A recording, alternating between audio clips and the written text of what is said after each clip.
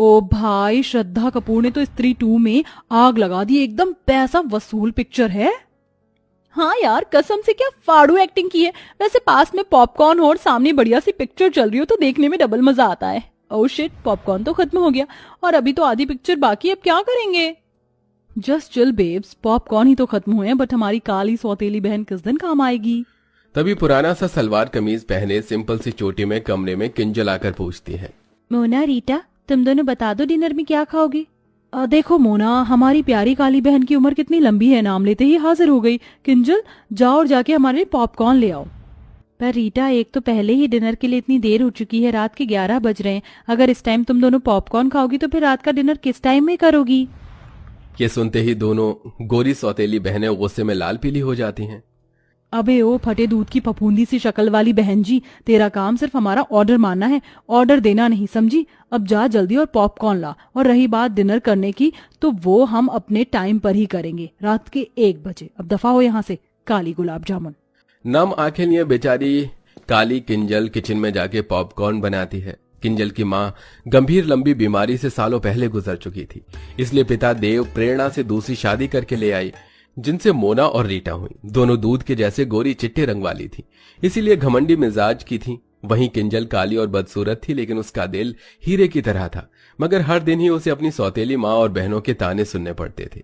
मोना रीटा, ये लो तुम्हारे पॉपकॉर्न, अब बता दो डिनर में क्या खाओगी। ऐसे करो, आज हमारे लिए कैप्सिकम की सब्जी, जीरा राइस, शाही पनीर, कढ़ाई पनीर बनाना। ये तो रहा मेरा। मैं डिनर में वेज पुलाव खाऊंगी चिली चटनी के साथ। हमारी ये पिक्चर खत्म होने से पहले हमारा डिनर हमें परोसा हुआ मिल जाना चाहिए, शार्प 1 बजे। ठीक है, मिल जाएगा। किंजल जल्दी से रसोई में आकर डिनर बनाना शुरू करती है, तो वहीं दोनों सौतेली गोरी बहनें मस्ती मारकर पिक्चर देख रही थीं। ऐसा करती हूँ, कढ़ाई पनीर और शाही पनीर बनाने के लिए एक ही साथ पनीर फ्राई कर लेती हूँ और बाकी सब्जियों का काटा पीटी भी कर लेती हूँ, इससे थोड़ा टाइम बचेगा। देखते देखते सब्जी बनाने में रात के 12 बज जाते हैं, तो डरे लफ्जों में किंजल बोलती है, मेरे पास केवल 1 घंटा रह गया। अगर 1 घंटे में मैंने दोनों को डिनर नहीं करवाया तो वो कल की तरह ही करेंगी। नहीं, जल्दी कर किंजल। देखते देखते घड़ी की सुई 1 पर आ जाती है, लेकिन दोनों सौतेली बहनों को डिनर परोसने में किंजल को 2 मिनट लेट हो जाता है, तो दोनों अकड़ जाती हैं। तुमने हम दोनों को 2 मिनट लेट डिनर दिया है, इसकी पनिशमेंट मिलेगी। लो खाओ खाओ, बहन के हाथ से खाने से प्यार बढ़ता है। नहीं मोना, मुझे क्षमा कर दो, कल से बिल्कुल देर नहीं होगी, मैं तुम दोनों को टाइम से डिनर करवाऊंगी। बोलते बोलते किंजल की आंखों से डर के मारे आंसू छलक पड़ते हैं। मैंने कहा खाओ। मोना भाप निकलता खाना उसे खिला देती है। खाना काफी ज्यादा गर्म होने की वजह से बेचारी किंजल का मुंह जल जाता है। फिर मोना रीटा डिनर करते करते रात के 1 से 2 बजा देती हैं। किंजल झूठी प्लेट उठाकर किचन में आ जाती है और बिलख बिलख कर रोने लगती है। हे भगवान, तूने मुझे कैसी जिंदगी दे दी है, अपने घर में मैं नौकरानी हूँ। रोते रोते वो किचन में ही चटाई डालकर सो जाती है। तभी सुबह के 5 बजते माँ प्रेरणा किचन में धमक पड़ती है और लात मारकर जगाती है। अरे ओ काली कलूटन, चलो जल्दी से। लेकिन जब किंजल नहीं जागती तो मोना रीटा भरी बाल्टी का पानी डाल देती हैं, जिससे वो घबरा कर उठ जाती है। हे भगवान जी, ये मुझ पर पानी किसने डाला? ये शुभ काम हमने किया है। मोना रीटा, ये क्या बदसलूकी है, किसी सोते हुए इंसान के साथ इस तरह से पेश आना, जबकि तुम दोनों ने देखा था कि रात को मैंने तुम दोनों को 1 बजे डिनर करवाया था। उसके बाद सोते सोते मुझे 2-3 बज गए थे। ये सुनते ही प्रेरणा अपनी गोरी सुंदर बेटियों की साइड लेते हुए बोलती है, अरे ओ कोयला खादान, मैं देख रही हूँ कि तेरी ये कैची जैसी काली जुबान कुछ ज्यादा ही चलने लगी है। उठ और नाश्ता बना, समझ गई? जी माँ। आधी अधूरी नींद में ही बेचारी किंजल उन्हें नाश्ता करवाती है और फिर पूरे घर में झाड़ू पोछा लगाती है। तभी पिता देव घर लौट आता है, तो दोनों सौतेली बहनों की शक्लें बन जाती हैं।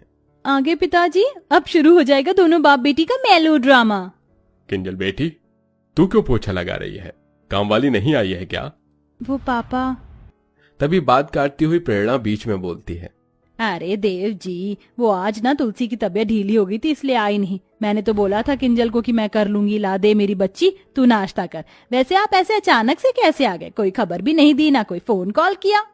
वो 1-2 दिन की छुट्टियां मिली थी, इसलिए चला आया किंजल को देखने। पापा, आपको तो किंजल दीदी के अलावा हम दोनों दिखते नहीं, थोड़ा प्यार हमें भी दे दीजिए। आफ्टर ऑल हम आपकी बेटी हैं। हाँ जानता हूँ। देव अक्सर काम के सिलसिले में महीने महीने बाहर रहता था, इसलिए उसे इस बात की कानों कान खबर नहीं थी कि उसकी दोनों सौतेली बेटियों ने किंजल को नौकर बनाकर रखा था। वो हर महीने खाना बनाने वाली और 3 टाइम के बर्तन मांजने वाली के पैसे भिजवाता, जिसे प्रेरणा बेटियों में उड़ा देती थी।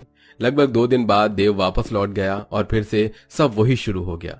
इसी तरह दिन गुजरने लगे और अब किंजल के कॉलेज के फाइनल वर्ष की परीक्षा शुरू होने वाली थी। इसलिए वो अपनी दोनों सौतेली बहनों के पास आकर बोलती है, मोना रीटा, आज से तुम दोनों डिनर 9-10 बजे तक कर लेना प्लीज। तो आंखें चढ़ाकर दोनों ने ठाए से कहा, मगर वो क्यों भला?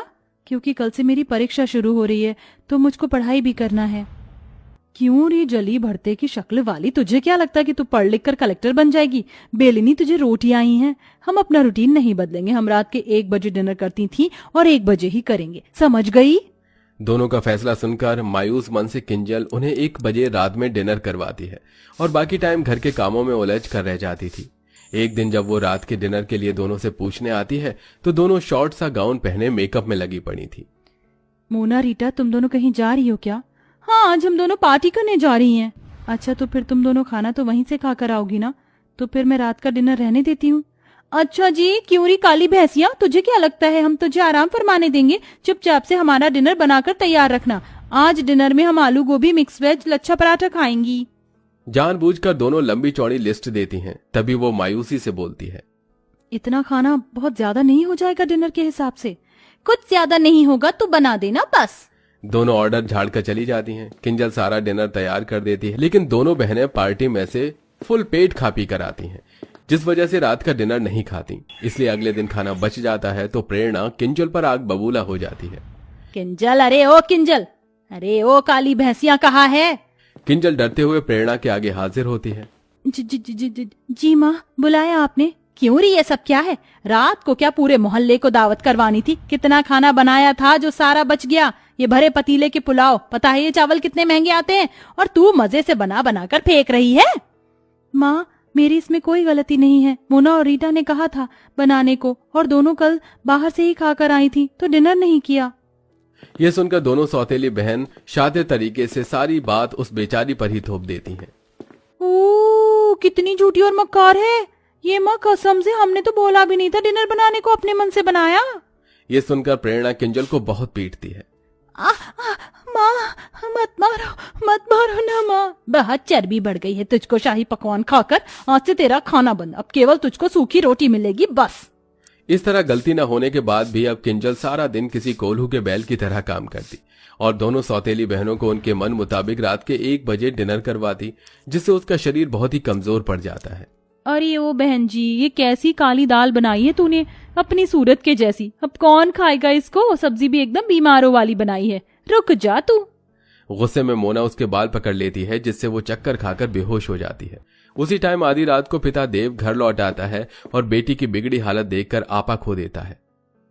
किंजल बिटिया उठना, आखिर तुम दोनों ने क्या किया है इसके साथ? देव डॉक्टर को बुलाता है। जहां एक तरफ डॉक्टर उसकी जांच पड़ताल करते हैं तो वहीं दोनों सौतेली बहनों की आंत सूखी जा रही थी। देखिए, इनके शरीर में बहुत सारे पोषक तत्वों की कमी है। इन्होंने काफी दिन से सही ढंग से खाया पिया नहीं है और इन्हें नींद की भी शिकायत है। इनको भरपूर नींद और अच्छे खान पान की जरूरत है। तभी किंजल को होश आ जाता है। दोनों बहनों को पसीने छूटने लगते हैं। अब तो ये पिताजी के आगे सब बोल देगी, हमारी वाट लगा देगी कि हम इससे रात के 1 बजे डिनर बनवाते हैं। लेकिन किंजल कुछ भी नहीं बोलती, जिससे दोनों घमंडी बहनों का स्वभाव बदल जाता है और वो रोते हुए कहती हैं, आई एम सॉरी किंजल, हम दोनों को माफ कर दो। हमने तुम्हें आधी आधी रात को डिनर बनवाने के लिए मजबूर किया। किंजल दोनों को माफ कर देती है और अंत में दोनों बहनें उसका अच्छे से ख्याल रखती हैं। साथ ही उनकी बुरी लत जो रात के 1 बजे डिनर करने की थी वो भी खत्म हो जाती है। तो देखा दर्शकों आपने, अच्छे स्वभाव से हम किसी का भी दिल जीत सकते हैं, जैसा कि हमारी स्टोरी की काली बहन ने अपने अच्छे स्वभाव से अपनी दोनों खूबसूरत घमंडी बहनों का दिल जीत लिया। तो दोस्तों, आपके हिसाब से रात का डिनर करने का सही टाइम क्या होना चाहिए? कमेंट बॉक्स में जरूर बताइएगा। साथ ही आपको हमारी ये कहानी कैसी लगी हमें ये भी बताइए।